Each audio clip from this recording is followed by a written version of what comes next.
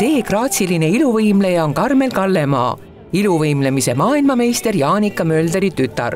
Kogu pere elab nüüdseks juba 11 aastat Kanadas Torontos, minnes oli plaan seal olla 1 aasta. See on ka üks huvitav juhtum, sellepärast, et kui ma olin ise sportlane, siis oli väliseestlane proua Evelin Koop, kes nagu oli kohtunik. Ta on Viljandist pärit, ta elab Torontos.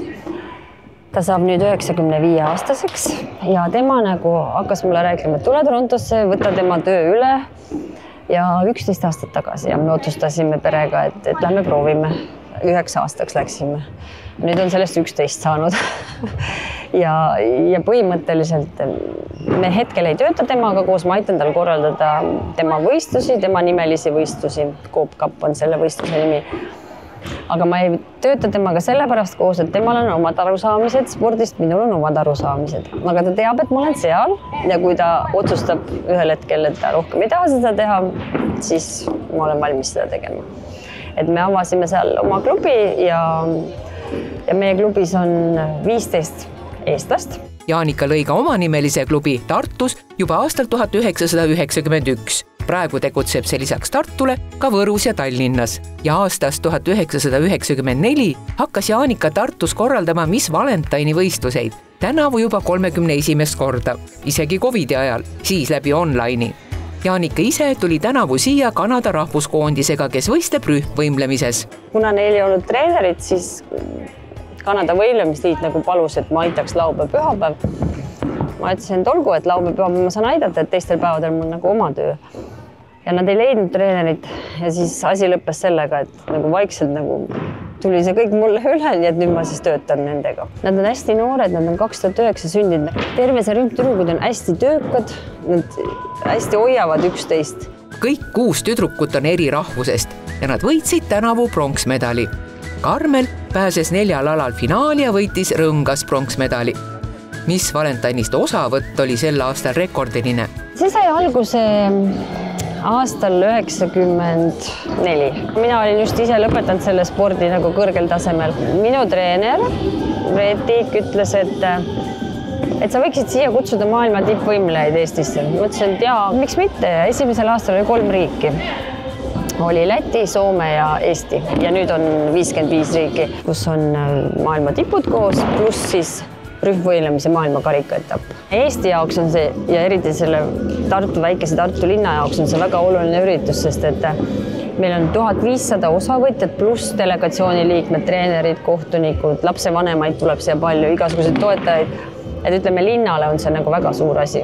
Ma üritan ma liigun maailmas palju ringi, et ikkagi hästi palju reklaamida. Jaanika Mölder on tulnud 22 korda Eesti meistriks, NSV Liidu koondises maailmameistriks ja võitnud 2 korda maailmameistrivõistlustel hõbemedali. Euroopa meistrivõistlustelt on tal 1 kuld ja 2 hõbemedalit. Kanadasse mindi 11 aastat tagasi kogu perega, tütar Karmeli ja poeg Karl Akseli ning juurataustaga abikaasa Kaupoga, kes siin oma firma müüs. Minu abikaasa Kaupo, tema on ka täiesti võimlemise sees, sellepärast et ta aitab korraldada kõiki üritusi. Ta korraldab, ütleme, Toronto klubi nagu sellist paberitööd. Ja poja õpib meil Toronto ülikoolis. Tema tahab issi jälgedes minna, tahab juristiks saada. 27-aastane Karmel veel võistleb.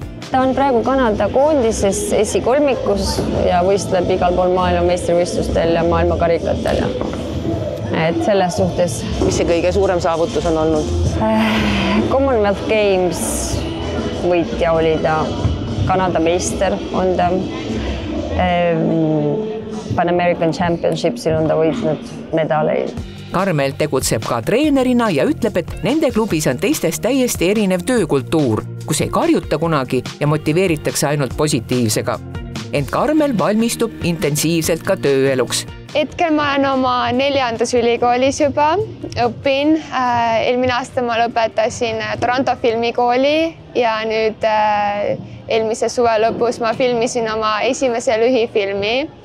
et minu üheks suureks hobiks ja tulevikus loodetavasti minu tööks ongi filmide kokkupanemine. See on lühifilm, aga iluvõimlemise kohta loomulikult ja kehakaalu kohta, 2 asja, mis käivad väga-väga kokku ja ma tegelikult tahaks, et kõik sportlased ja võimlejad seda näeksid, sest ma tean, et väga paljudel on see probleem ja et nad saaks aru, et nad ei ole sellega üksinda. Jaanikal ja Karmelil sellist probleemi õnneks üldse ei ole. Dieeti meie peres ei peeta üldse. Me jõuame õhtuti väga hilja koju ja siis meil on suur pereõhtusöök ja me naudime elu.